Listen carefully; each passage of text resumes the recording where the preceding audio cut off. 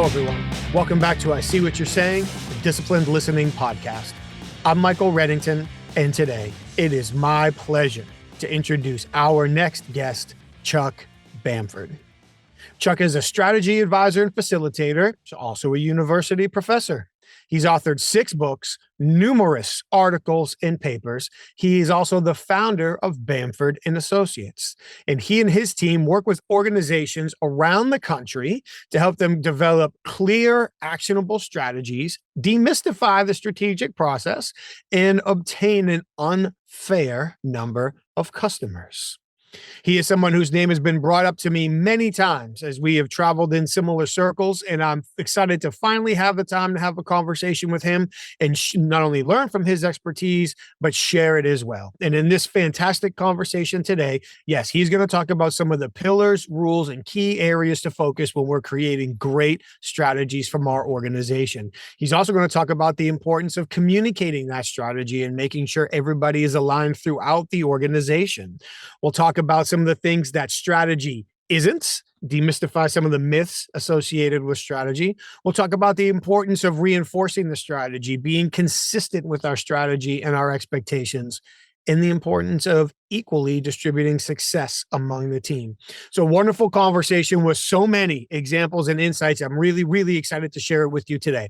But before we do, I want to take a minute to make sure we thank our sponsors. First, we have HumanTell. Please head over to humantel.com and check out all of their online self-paced training for understanding what emotions are feeling and when their emotions are changing by accurately identifying people's facial expressions and nonverbal behavior.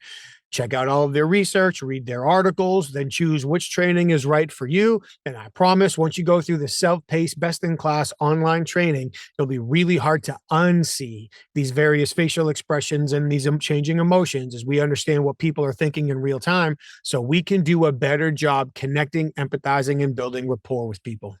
While you're there, enter the code INQUASIVE25 for 25% off all of their online training over at humantel.com.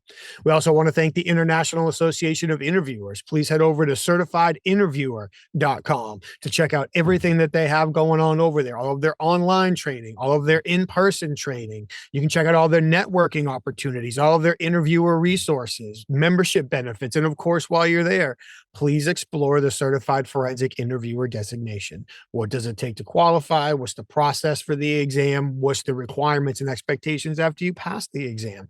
Is that level of expertise right for you at this point in your career, your professional journey? Check it all out at certifiedinterviewer.com for the International Association of Interviewers. And finally, please check out Inquasive. You can head over to inquasive.com to learn more about the customized sessions that we are asked to conduct for our clients around the world when they ask us to come out and teach their leadership teams, sales teams, or HR teams the skills, techniques, and perspectives necessary to encourage people to share sensitive information under vulnerable circumstances in the face of consequences. All the information you need is there over at inquasive.com. Thank you again for joining us. We appreciate you being here every week. And now, without further ado, I introduce to you Chuck Bamford. Good morning, Chuck. It is so great to meet you. Thank you very much for taking the time to talk to us today. How are you, sir? Good morning, Mike. Good to see you too. I am doing well. Happy New Year. Happy New Year. Yes. So you were introduced to me as the strategy guru. I know what you do is you work with organizations. I know guru is a big word, but I'm going to use it. I appreciate the humility right out of the gate.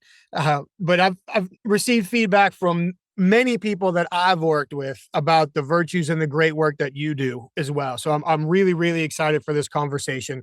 And where we center it around strategy, I feel like where I do the communication work, oftentimes where I bump into strategy issues, our organizations have a strategy. We'll talk about whether it's clear enough or good enough later, but they've got a strategy. Nobody else is really clear on what it is or how to execute it. So from your perspective, what are some of the keys for leaders to keep in mind as they are working to keep every employee aligned with their strategy? It's really interesting you start that way because there's a series of articles out there, research articles, as well as stuff that's been published in the Harvard Business Review about how strategy dies and where it dies. And what they found was, or what most have found, is that strategy dies almost immediately. The CEO and the leadership team are all in the room together, and everybody goes, yeah, we agree, this is the strategy. And as soon as they walk out, 40% of the leadership team decide, yeah, we got other things to do. We'll just ignore that, and I'll just let it go. And then it just dies on the way down. And what we find is, in fact, there was an interesting study, I think it was done in Forbes, or Forbes published it. There's something on the order of 92% of people cannot articulate the strategy of their organization. So let's presume that we come up with this great strategy. We really do have an idea of what separates us from our competitors and why customers go past competitors and buy from us. If the people who are actually doing it cannot articulate it and therefore cannot put it, then they're going to simply do whatever they think is right. So I think the biggest issue is something that I'm not an expert in, and you are, is how to communicate that and ensure that that gets down through the organization. The techniques that I think we use, and you can tell me how good these are or whether they work or not, is that when we're developing the strategy, we try to include as many people as possible in the development so they can have their say and they get that feel and as a part of it. We try to ensure that it gets put into very succinct terms, pillars, or strategic priorities that people could just call up and remember what those things are, and that it's reinforced over and over and over again by everybody in the organization. Always say that if the leaders are focused on this and they make sure that everybody is, then people want to do a good job. So they will try to enable that. And so it's this constant process of communication, explanation, reiteration, and then, of course, I'm a big believer in support. I think in general that people do what they're paid for. And so I want people to go above their job and do something that really helps push the strategy forward. Then, Michael, I want to give them a bonus. I want to reward them for doing that, and not one of these little nothing bonuses that just says we do a good job, but that is commensurate with how it is helping the organization. So there's a lot of pieces in there, and every one of those is extremely complex. And I'll throw one more piece in there, even though I know I'm talking too much, real quick. I always tell people that strategy design is kind of fun, kind of enjoyable. We have kind of a good time. Strategy implementation is a mess, and it's difficult and hard and never ends. I love that. And even when I reflect on some of the conversations I've been in, I can see it. We used to have, with one group we used to work with, we would talk about the difference between idea people and action people. And especially in strategy meetings, you get in a room full of some really smart idea people creating strategy. It is fun. It is energizing. I played some sports growing up, not at a high level, but, I've been in those locker rooms where everyone gets all fired up and runs outside and they're ready to go. I've literally left business strategy meetings feeling that way because of the idea people and the passion they brought to that conversation. But then to your point, okay, that all felt good in there. Oh, wait, now we got to do stuff on top of the other stuff. And this is new stuff. And I don't want to, well, like you said, we'll get to it. Maybe not. So the design piece being fun and the implementation piece being less than fun, it makes complete sense. And I feel like the ideas that you shared about getting people involved are important. And maybe it's not many people, but people from the different levels of the business, the different departments of the business, the different expertise. One of the things that we like to talk about because you and I work with some of the same CEO groups, is that oftentimes, I'll use myself as an analogy. When I was in investigations, I was the last person to find out that there was fraud going on. Because when they would find out at the lower levels, they try to resolve it. And when they couldn't, they'd kick it up and they try to resolve it. So they get kicked up 3 or 4 levels with like, oh, damn, we got to tell Mike. So by the time I find out, everybody knows. And I feel like with CEOs, a lot of times, yes, they know a lot about what's going on in the business, but they don't necessarily know as much in real time as the people who are out in front. They're on the front lines. They're customer facing. or they're manufacturing facing, whatever it is, they're the ones that often have that really critical input that's important to have in those meetings. So that's one great call out. That repetition, of course, because if we don't repeat it, we're going to forget it. We're going to get busy. I love the reiteration piece. I'd be interested in hearing your thoughts in just a second on, how long an actual strategy stays together before it needs to be revised. But then also the incentivization piece, I think, is really important too, because as human beings, we do tend to work towards what's incentivized, whether it's formal or informal. And if I'm informally incentivized to stay off your radar, then I'm going to stay off your radar because that's the informal incentivization. But if I'm formally incentivized, whatever it is for any different business, in order to go above and beyond to adhere to the strategy, then we're likely to get that. And one small thought to add is, now I'm talking too much because this is supposed to be highlighting you. When we're talking about it, when people bring in questions, how should I handle this? Or what should I be doing here? Or what's the right option? I've watched leaders start the conversation with the strategy. Well, before we make a decision, what's our strategy? What's our strategic goal? What are we working towards? And not just, I want this deal or I want this problem solved, but what's the big picture? And okay, if that's the big picture, how do we make best decisions to get us towards? And I feel like reframing the answer with that question, well, let's focus on the big picture first, is very helpful. I ranted. I don't know if you have any thoughts you'd love to add to that. No, I think that's fantastic stuff. And you're right. I would love to believe that every time a big decision had to happen, or every time you had a customer interaction, that before you opened your mouth or before you hit the keyboard, you thought, what's the overall, what are we actually trying to do? What's our strategic differentiation? And then let me frame it within that. For instance, what I tell folks is, I'm not trying to conscript what you say. I'm not trying to churn these things. I actually want your brain, but I want your brain organized in this way. So the reason that people come to us is because X.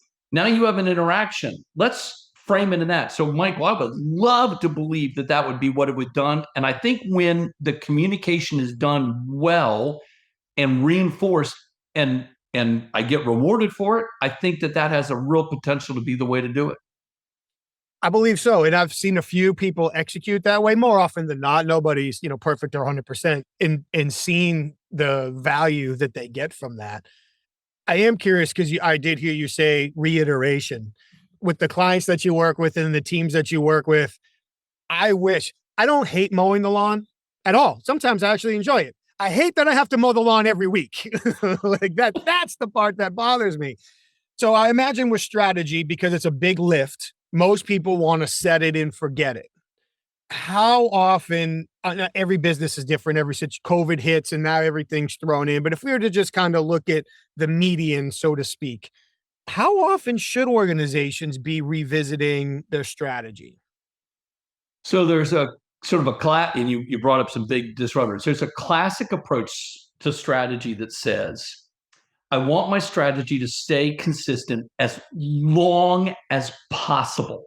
The longer the runway I get, the better chance I have to align the performance of my employees. So start off with that. I don't want to change strategy every year. I get a call periodically. We get calls fairly often from people who say, we've heard about you and we would like to do our new annual strategic plan. And our first reaction is, what in the hell are you doing an annual strategic plan for? How horrible, right? So every employee about October goes, well, there's going to be a new one next year. Let's just hang here until the new one comes out. So I want to go as long as possible. So when should I look at it? Well, first of all, it always should be looked at the top of the house. I want most of the people in the organization to be pushing the current strategy. At the top of the house, when do I look for it? I look for it when there are big disruptors. So as long as there's not a big disruption, my strategy should hold well. What are big disruptions? Well, you mentioned one, COVID, right? A big environmental disruption causes me to reevaluate my strategy. Could be my strategy's okay, but it causes me to reevaluate. Let's go down through a few of the others. A big competitor change competitor does something dramatically different, or a new competitor enters the market, I need to at least reevaluate my strategy. Do I still have the same advantages? Yes, I do. Keep going. No, I don't. Oh, now I got to redo it.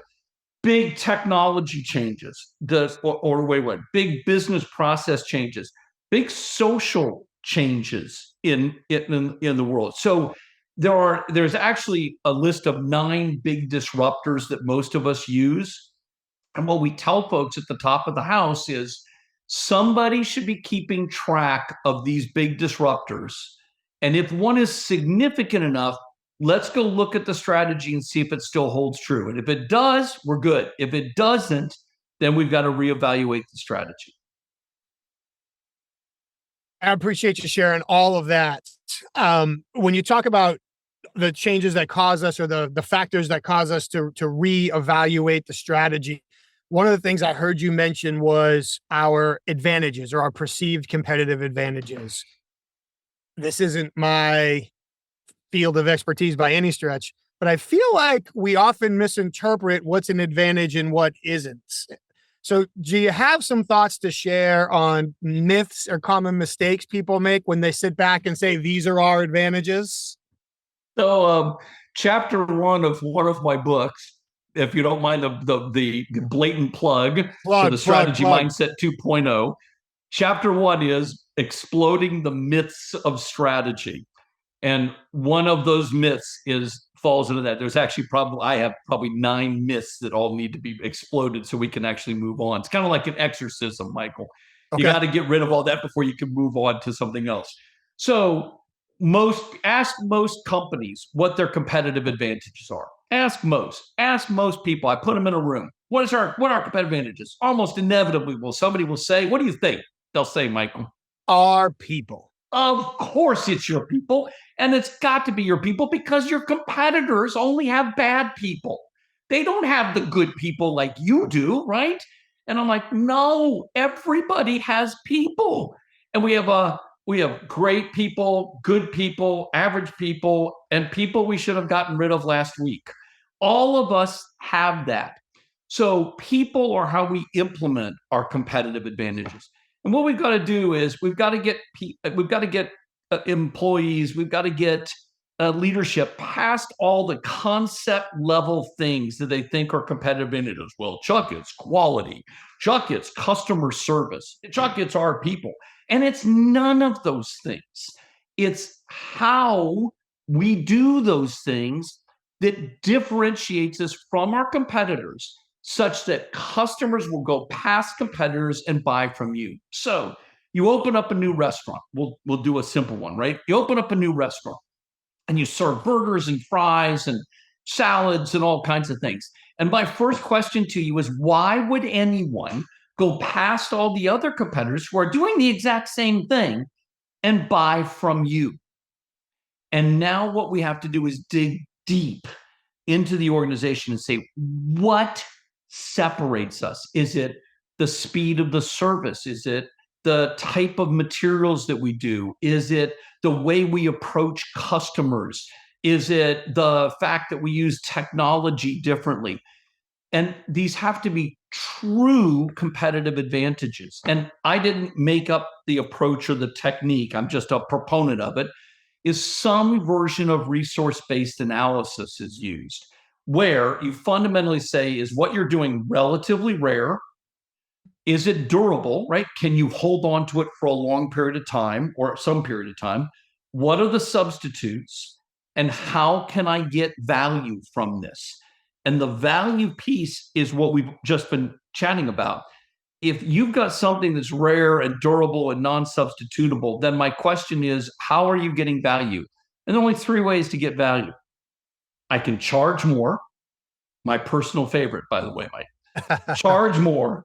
It costs me less than my competitors because I do X, or I have X.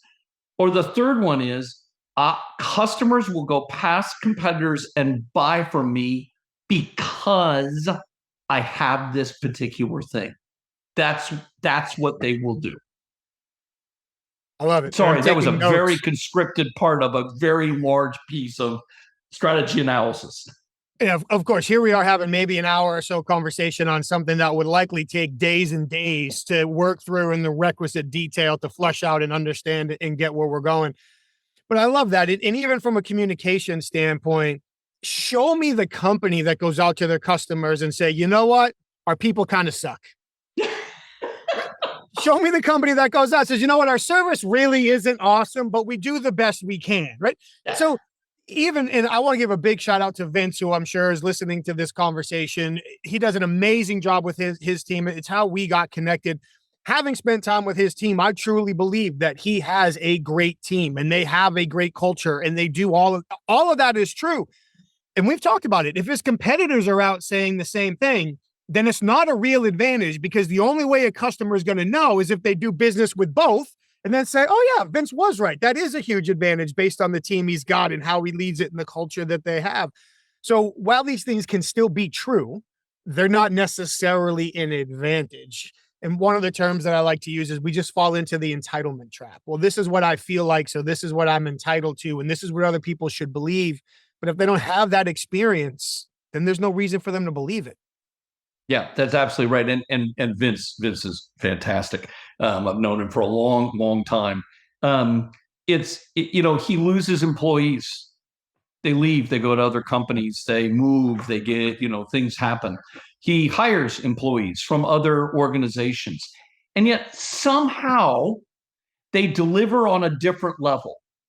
So let's go underneath the fact that we all try to hire good employees. We do. We all, and nobody goes out there and goes, man, I'm so excited about hiring this guy. I think he's terrible. I think he'll do such bad work in our organization and destroy our culture, right? Nobody does that. But we all hire people that don't work. So what is it that's underneath it? And all of a sudden you start getting down, for instance, and without getting into too much detail on that particular business, but he has unique processes. He has the ways you handle customers and the approaches that you take, and he reinforces them and rewards people for doing them. So they do them consistently. One of the things that customers want, B2B, B2C, makes no difference, is consistency. When I work with you, I have consistency in that approach. And those companies that can drive consistency, regardless of which employee delivers it, regardless of which team delivers it, regardless of new, old, whatever, they can win relative to their competitors. Amen. And even if I don't want to speak to bad performance, but even if we perform poorly consistently, at least people know what to expect. So if I have to work with you because you're the only one locally, or I'm stuck in this contract or whatever, to some degree, being consistent in a poor manner can actually be beneficial because I know what to plan for and what to deal with on the other side. But obviously wanting to speak to the higher level. Yes. And I love what you said, that the reinforcement and the reward creates consistency internally. When your customers, your market experiences that consistency externally, it goes up. I live in the Southeast. So for me, Chick-fil-A is the big one that gets lots of press. Even, QT gas stations, or for people that road trip, Buc-ee's gas stations, right? It doesn't matter where you are. The employees are different. The geography is different. The prices might even be different depending on where I'm going on my road trip. We live in the Carolinas. My wife's family is still largely in Alabama, Florida. So the prices, everything's going to be, but the experience is the same. And because the experience is the same, I'm willing to drive past 3, 4, 5 other places, unless my son really needs the bathroom, to go to where I'm going to get that consistent service. I feel like a lot of that reinforcement is driven by the clarity and how clear are people on the message, on the expectation, on what they're supposed to do. From your expertise and experience, if people are looking to communicate, reinforce strategy, how can they do so in a way that emphasizes the clarity of the mission and expectations? That's probably a key point that we really want to make. We don't want to use concept level words. Concepts can be interpreted differently by different employees and therefore gets delivered differently to the customers, right? So I don't want to use the word quality because everybody claims that they have some kind of quality, right? So I want to get underneath it. So when people, for instance, tell me it's about customer service, and funny you mentioned Buc-ee's, I've actually written cases on Buc-ee's that we use quite a bit. I spent 20 plus years of my life in the Carolinas. So I know and absolutely agree with you. So let's think about customer service.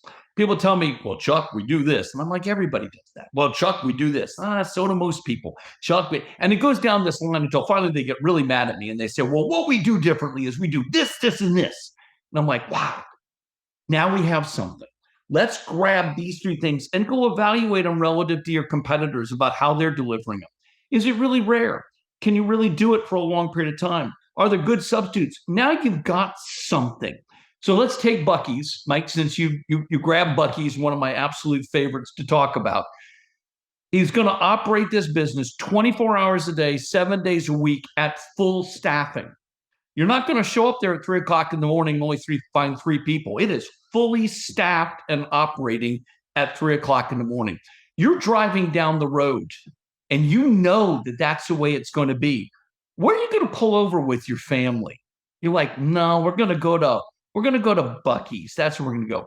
You walk into a Buc-ee's, the first thing everybody does is greet you when you're walking in. They're asking you if you can help. They can help you. Well, when you find out that they're all getting paid above market wages, substantially above market wages, with above market benefits to do the job that they want done, where they tell everybody, don't you pull out we see you with your cell phone out, you're fired. You are there for the customers. Go into a normal gas station. Yeah, I'll handle you in a minute, right? There is a process and approach that then draws customers in, that then reinforces it. So if I turn around and tell everybody, well, you're going to get paid $8.50 an hour, and if we have a really good year, I'm going to give you a $300 bonus. You're like, no. Instead, I'm going to tell you, we're going to do this, and we're going to expect a lot from you. But we're going to pay you $21 an hour. And oh, by the way, we have these benefits. And oh, by the way, we'll also bonus you based on how well the company operates. All of a sudden, boom, you get this.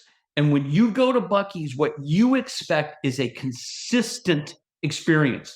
Open gas pump because they've got 100 of them. Open clean restrooms because they're 24 hours a day cleaning the restrooms.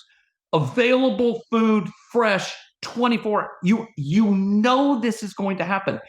And you pull off the road by going 2 o'clock in the afternoon, right? And there are 1,000 cars at Buc-ee's. You still know you're going to get the same experience. You're 100% right. And like from a family man perspective, it's going to be well lit. It's going to be clean. There's going to be space. Like things can happen anywhere, but generally speaking, I'm more likely to have easier enter and exit, get what I need. Maybe it's a little bit more expensive, but it's not unfair. And I'm willing to pay that for the experience, everything that you're talking about. And people generally are willing to pay more for the experience that's involved with it. Agreed. And that's another classic example. I was a professor at Texas Christian University when he first started the Buc-ee's. The two of them started the Buc-ee's chain and really started the approach that they were using for Buc-ee's. And he kept saying you read the press articles, he's like, we have gas stations. Why should anybody pull over to our gas station? And he's like, I'm going to turn it into a destination. I'm going to have explosive number of restrooms that are clean and maintained 20. He went down through this list and he said, I don't think Exxon, the different companies, even the ones you mentioned, right? Some of the Wawa, we think about Wawa or Speedway, even they can't match what I'm going to do. And therefore, I'm going to have a runway for this. And you make a really good point. About 40-ish%, if I remember the number correctly, of the products in Buc-ee's are private label products that he has great margins on. I mean, but you didn't go there for that. But when you're there, you get that. Mhm. Just a good example of taking something that's so generic and turning it into a set of competitive advantages. And there are a lot of pieces that have to go into that, but it's all about the employees delivering it and all about the employees knowing what has to be delivered. They've got it in their head all the time. And that clarity comes from the clarity of messaging, a goal-oriented messaging. It's not just this is what you need to do. It's here's where we're going. The iterations or steps or checkpoints to get there, the steps that need to be done. I feel like in communication with strategy as well, often, and I would love your thoughts on this, the process gets left out.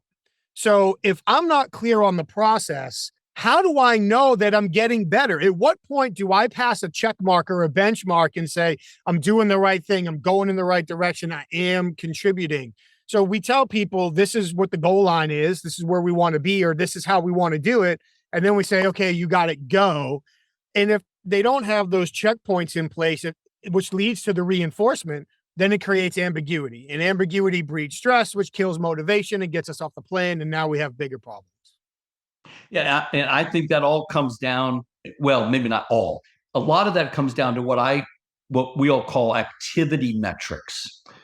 So I've got to get beyond KPIs, right? We always talk about outcomes. Well, the sales are up such and such, and the net profit is, or my favorite one is, well, what we want is EBITDA to grow such and such. Try explaining EBITDA to most people, right? First of all, duh is a made up term. I don't even know what duh is. So it's tough. Now so you want me to implement at my manufacturing organization. What is it you want me to do? And now we've got to drive it down to activities. So as a leader, what activities do I believe will lead to the outcomes that I'm desiring? So outcomes are back behind me. And everybody is standing here, and it's Monday morning at 10:30 in the morning.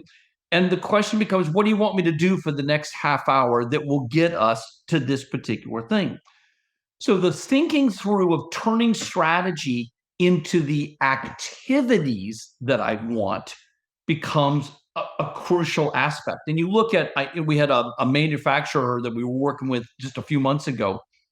And the manufacturer said, one of the things that will separate us from our competitors is our follow-up once we deliver a product.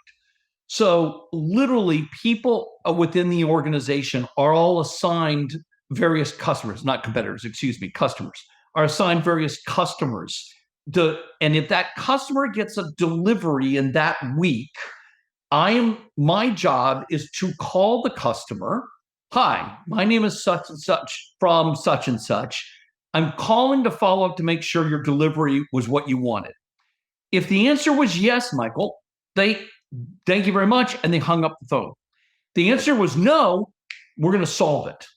That's what we're going to do. So the metric became the number of clients that you called during the week that received a delivery divided by the total number of clients that received a delivery. And we wanted it to be 100%, but reality is it isn't. But we believe that as that numerator goes up, the better off we were. Well, here was the leadership philosophy.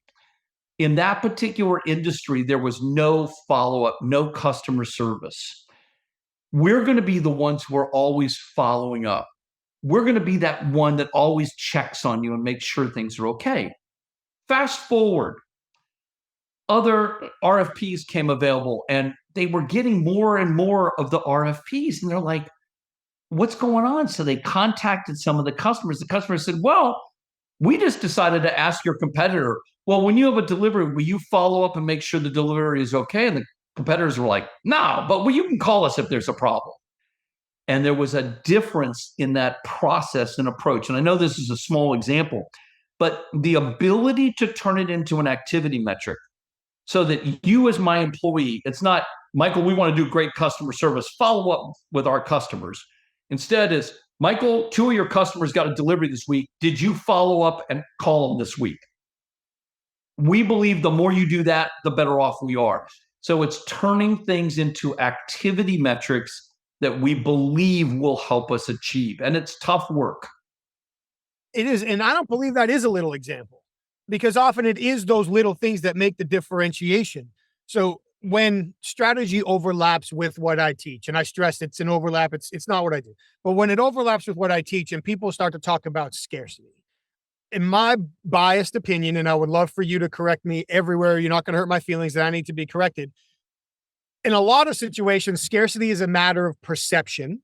So I might think what I'm offering is scarce, but based on somebody else's Google search history, they don't think it's nearly as scarce, or they don't understand which elements of this are scarce. But where we can absolutely create scarcity, where I truly believe scarcity is with 100% within our control, is how we communicate with people. And if we are going not even the extra mile, the extra quarter mile with how we communicate with people and the little things we say and do throughout that journey of interaction, the communication cycle that we have the opportunity for, that becomes scarce. So I might be manufacturing a widget that everybody else does. I might be running a gas station in that, on 85 between here and the border, I'm going to pass 120 of those. But if I communicate with people differently throughout the process, that is scarce. And not generating that type of scarcity can create revenue opportunities and employment opportunities and growth and development opportunities that other businesses don't have. And if people see that as a pain, if people see that as unnecessary, as a waste of their time, one of the things I love to say is, anytime we, in a business context and personal safety aside, but anytime we say to ourselves, I shouldn't have to do that, we should probably pat ourselves on the back for being right and then go do it because we just identified the things that we need to do. So I don't think that's a small thing at all. I think that's a great example. Well, thank you. I appreciate it. And I completely agree with you. And I think I think where you were driving to is also it's about the consistency. Sorry to keep getting that word, No. but the consistency of doing it. It's not that you did it 2 times last week and then you didn't do it again for a month and a half. It's that you do it every single time. And you're right. I hear that. That's a great line. I hear that all the time from people. They're like, but we shouldn't have to do that. Well, the reality is nobody is doing it. So if you do it, it's a separator. Now, if you do it and it frustrates your customers, maybe not. But as long as it's something that's a relative positive, I can't think of anything that's more important than reinforcing why you do business with us. I can't agree strongly enough. You've mentioned the reinforcement piece multiple times, the consistency piece multiple times. What are some of the other, I heard you say earlier, pillars of great strategy. What are some of the pillars of great strategy that people in businesses should really be focusing on?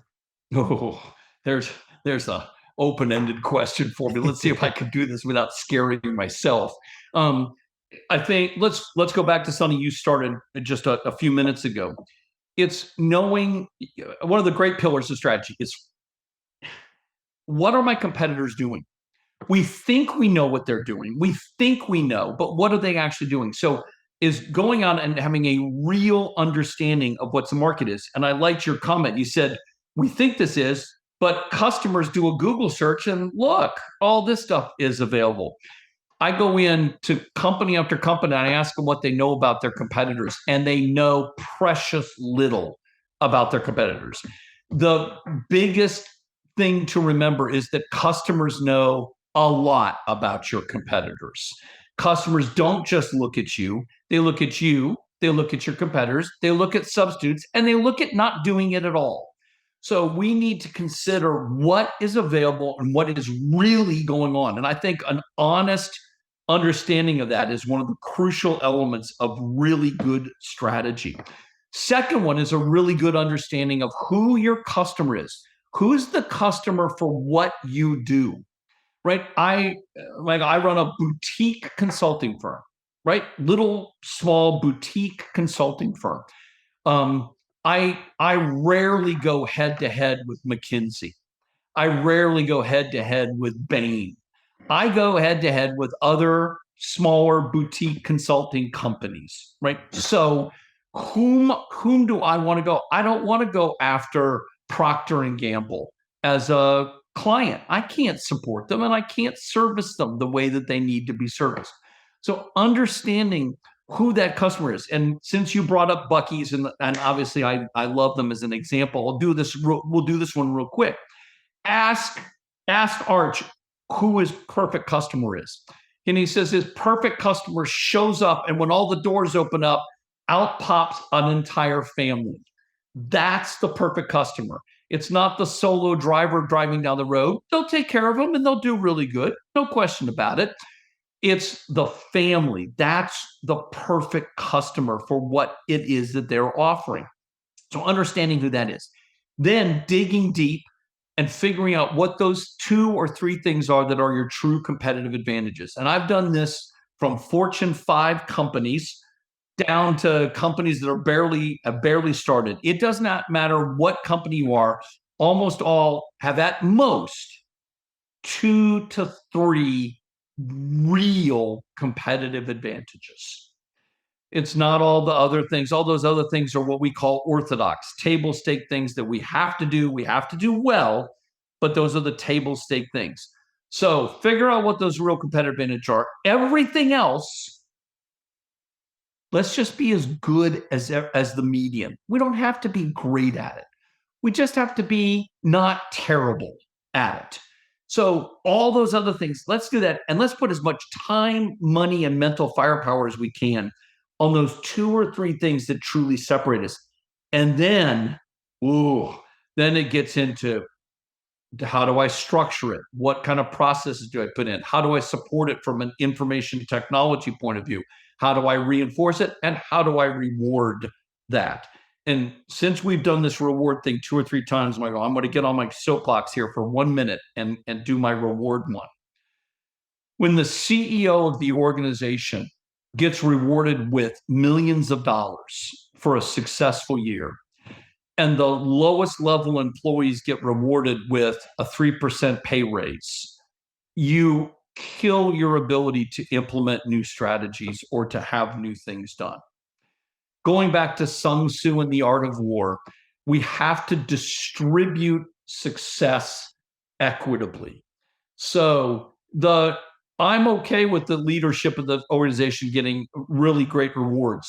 But from a percentage point of view, if they end up getting a 30% bonus for a great year, then every employee in the organization should get a 30% bonus for a great year. I want to reward all of the employees for going that extra mile, doing those extra things. The leadership can't accomplish a bloody thing by themselves. It is accomplished by all of these people that are doing the work. As you said right at the beginning of this podcast, they're the ones customer facing. They're the ones who see it. They're the ones who are experiencing it. If I tell them we have a great year, you're going to receive a great reward. Just look at one in your own backyard, Michael. Nucor Steel, sitting down there in Charlotte, right? Nucor implemented a program now 22 years ago that said, as this organization improves and we improve our quality, we get fewer things returned to us, everybody will be rewarded at that same level across the entire organization. Now, I mean, if you make $800,000, right, a 10% pay raise for you is substantial. But if you make $80,000, a 10% pay raise is substantial. So it's about equity in the approach to the reward such that everyone in the organization wants to do what you want, wants to implement the strategy, wants to reinforce that. So we've talked about it a couple of different times, thought we might as well just hammer it home. No, I love it. And I'm glad that you did. Thank you. And to that point, when we talk about recognizing and rewarding the people on the front end equitably, what recommendations or thoughts do you have? And maybe it's procedurally, whether it's procedurally, communication wise, but there are often opportunities for people to influence the strategy from the bottom up. So on one hand, leaders need to be willing and open to listen to that and to seek it. And on the other hand, there are techniques that sometimes need to be used for people at the front lines to be able to work through to influence the strategy from the bottom up.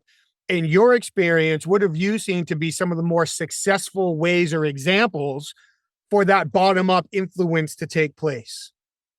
So I've tried a number of different approaches. I've been reading about this for 30 years, and the best one I have is the following. Periodically, we need to put everybody together in a room. And so, what I tell organizations, I tell leadership teams, I want as many people in the room as you can stomach. So, to a comment you and I had talked about, it's maybe not everybody, but it's representative of every area, every part of the organization.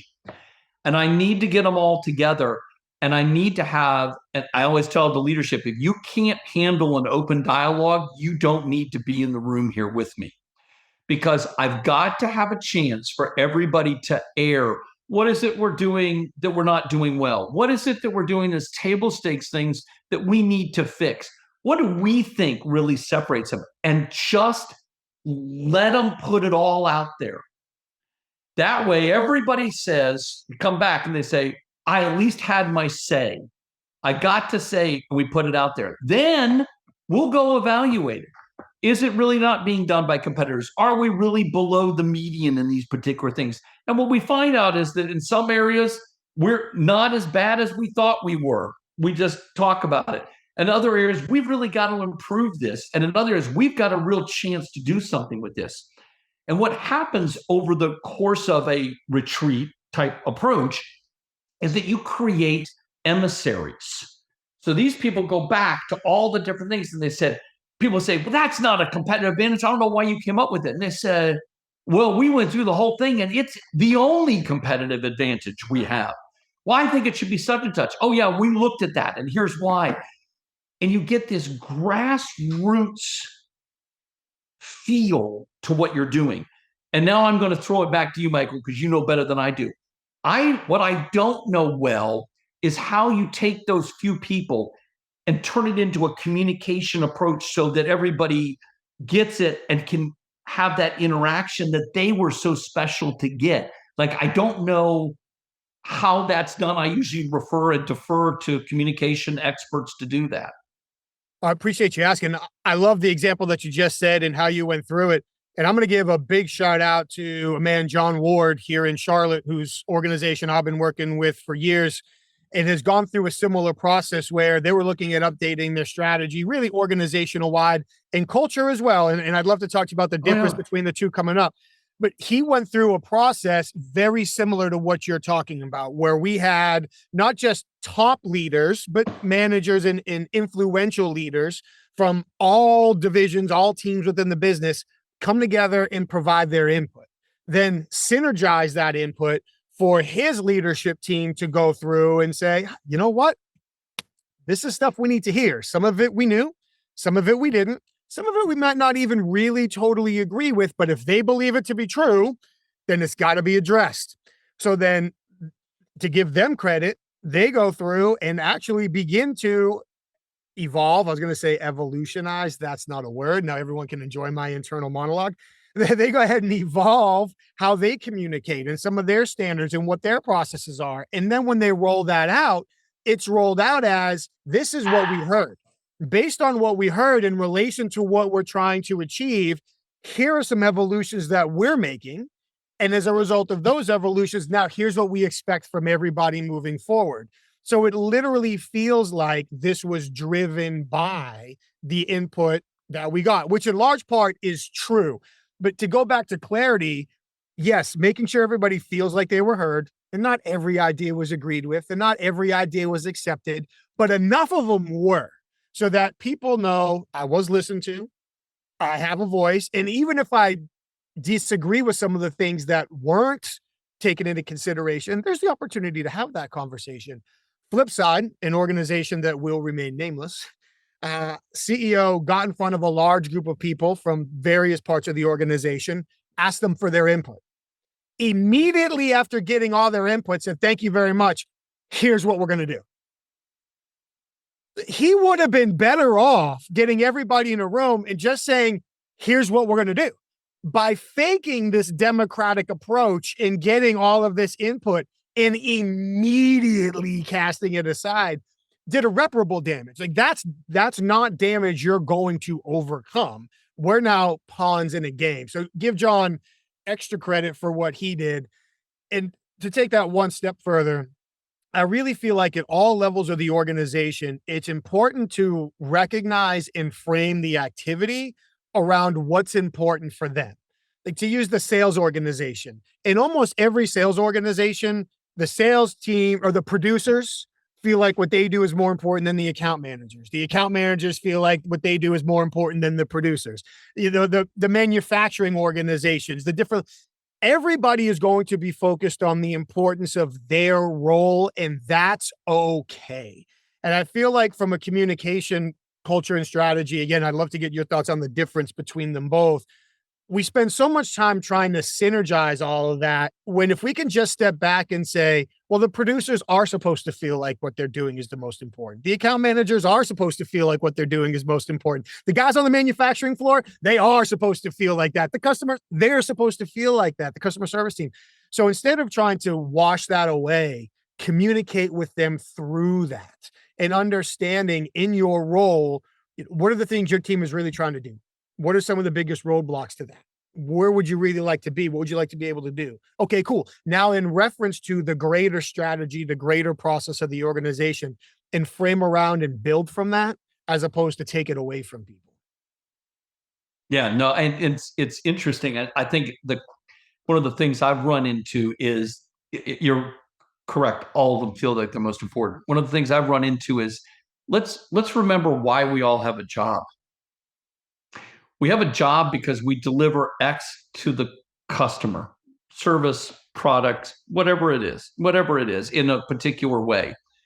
What can I do to make that better? What can I do to enable that better?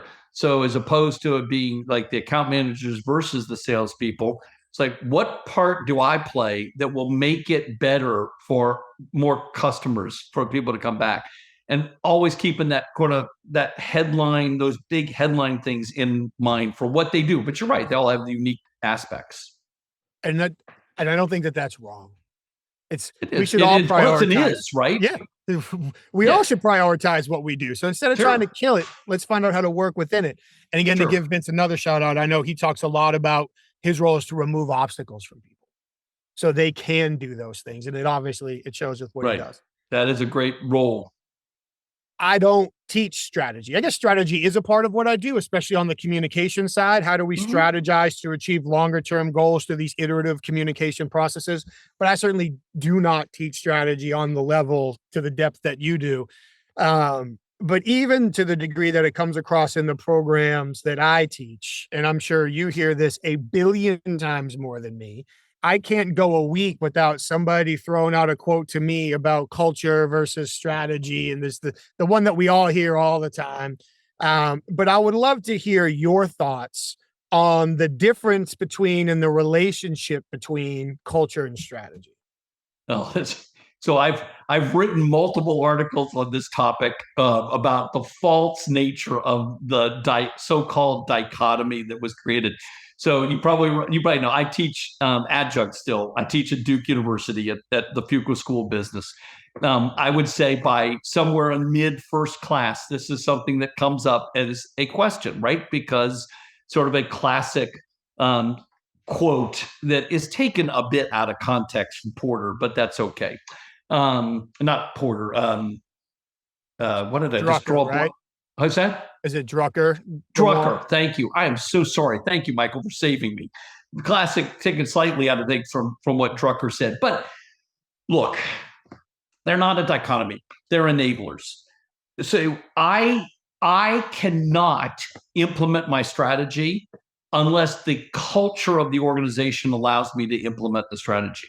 So what I tell folks is every organization is a culture. They all have culture. I mean, they all have cultures. Some are cultures that I really like to be a part of, and some cultures I don't really want to be a part of. But everybody who works there, that's the culture of the organization. So let's just accept it. Culture either enables me to implement my strategies quickly or not. So if I'm trying to implement something change and the culture works against me, I'm in trouble with that particular strategy. If the culture, whatever it is, doesn't matter what it is, enables me to implement my strategy, then I can beat my competitors.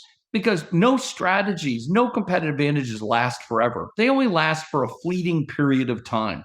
Whenever you'll ever read anything that I write, you'll hear me write about companies, what their strategy was at that particular point in time.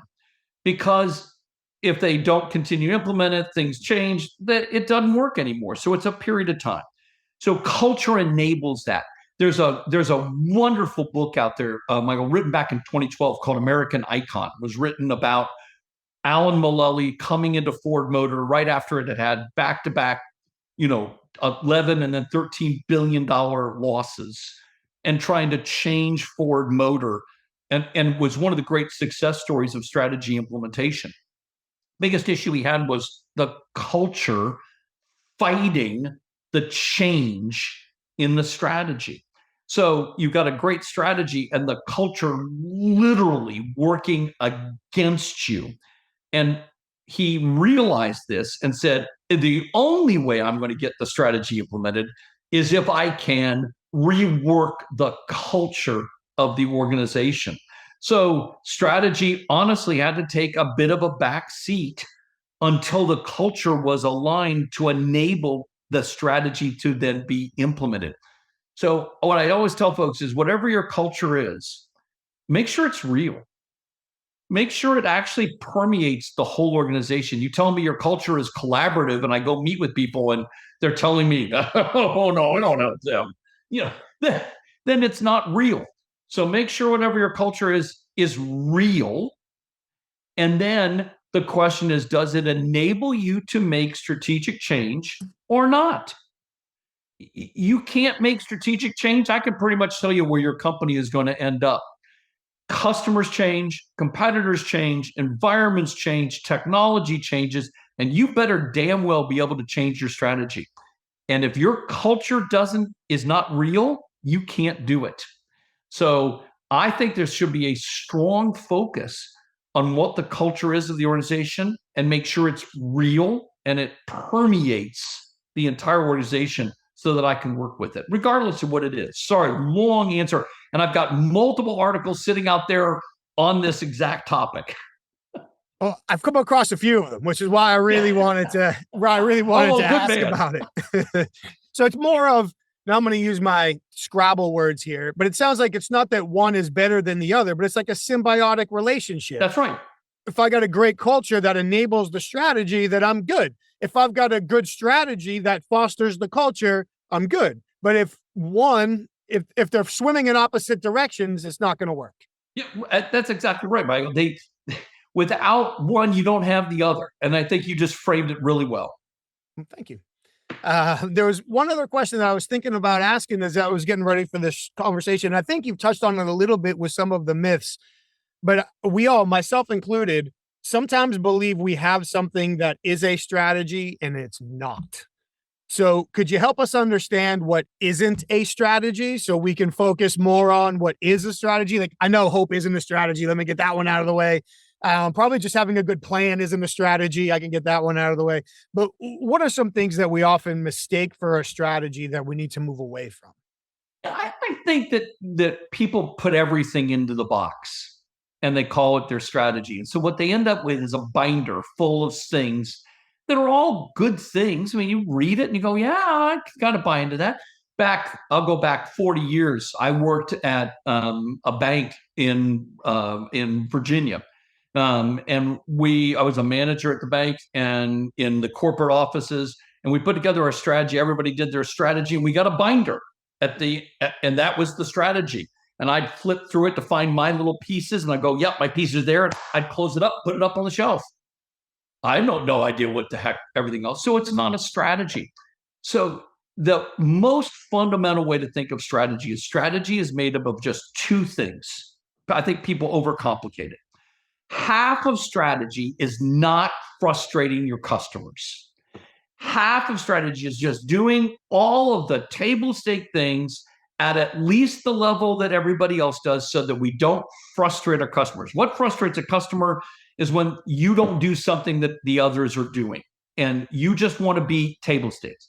The other half of strategy is having two, three things that truly separate you, again, so that such that customers would go past competitors and come to you, that you consistently deliver on.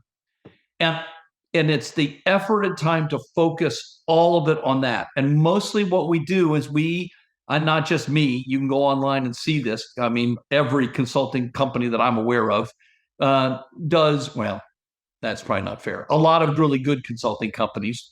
It's a one-page strategy map. Let's get it down to one page. Everybody in the organization's got the page.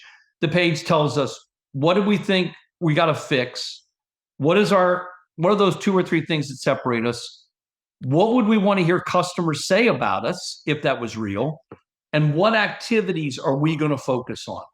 And let's just get it down very tight to those things. I love it. And getting it to the one-page map helps create the clarity, helps make sure everybody this is going to be terrible, on the same page. No pun intended. It's only one page. But you're right. It's not a binder that lives on a shelf. It's something that we can reference, we can understand, we can move through. I think those are all super critical recommendations.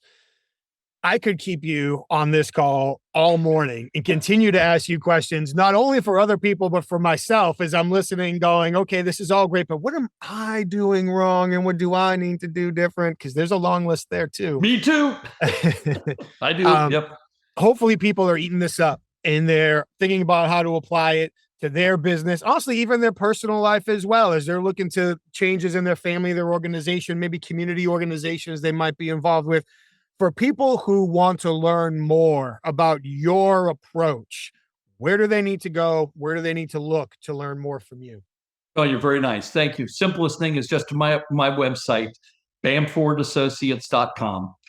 We've got kind of everything out there. We've got a lot of podcasts, a lot of media, a lot of articles out there, and just the approach as well. So I would say bamfordassociates.com, Michael. And I'll make sure that I include that in the show notes. They can find your books there. They can find all my books there. I've got 6 books, but yes, they can.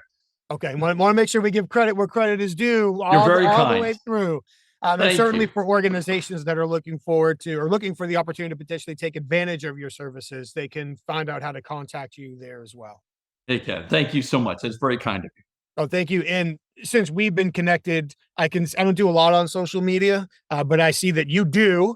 And you quite frequently are posting examples from current events and from your research and from your work as well. So if people, I assume, want to reach out and follow you, LinkedIn is where I see you doing the most. That would be a great way for people to stay on top of your work, your strategies, your approaches, and how you interface and get people in organizations in the right direction to get to where they need to go. Yeah, and I love the engagement that you can get on LinkedIn because people will respond and you can get some real good discussions about approach because so much of this is art. It's not science. Agreed. Well, I'm going to turn you loose at this point because I really could. I could keep you all day. And I'm sure the people listening have to get back to work and do other things as well. But Chuck, I want to say thank you so much. This is the first real conversation you and I have had, and it has been enlightening for me personally. I can't thank you enough for taking the time and sharing so many examples and so much expertise with us. Thank you so very much. Thank you, Michael. Thanks for the opportunity. And thank you for willing to help support and share all the communication approaches that I don't know about. I would love to dive into those conversations even deeper with you at some point if we could find the time. Deal. Take care, sir. Be safe. Thank you so very much. Cheers. Thank you very much. Thank you, Chuck. What an amazing conversation. Wall to wall, actionable ideas, insights, examples. Thank you so very much. I was taking notes for the entire conversation. So many great ideas, from communicate to explain and reiterate. The power of consistency, incentivizing and rewarding employees, getting everybody's voice involved in the process. The power of resource-based analysis activity-based metrics.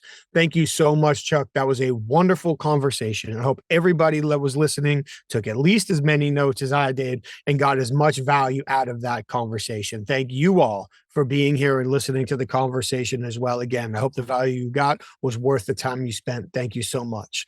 And of course, we want to thank our sponsors on the way out one more time as well. HumanTel, please head over to humantel.com and enter the code Inquasive25 for 25% off all of their online, best-in-class, self-paced training to learn what people are likely feeling by accurately evaluating their facial expressions and body language for shifts in their emotion. And by learning these skills, we can do a much better job developing rapport, showing empathy, and connecting with other people. Please check out humantel.com. Please also check out certifiedinterviewer.com for the International Association of Interviewers. That's where you can look at their educational calendar and find an event you can attend. You can look at all of their member resources and benefits, and you can check out the Certified Forensic Interviewer designation to see if you qualify, what the process is, and if this decision is right for you at this point in your career. All that and more at certifiedinterviewer.com. And please head over to Inquasive.com. That's where you can learn more about the sessions that we facilitate for clients when they reach out to us and ask us to build programs to help their leadership teams, their sales teams, their HR teams, and more maximize their observation skills and apply ethical persuasion skills to encourage people to share sensitive information under vulnerable circumstances in the face of consequences. And if you enjoy the conversations about listening and communication and you want to learn more about the disciplined listening method, the research behind it, the examples behind it, how to apply it in your world, you can buy a copy of the book, The Disciplined Listening Method, at Amazon and Barnes & Noble.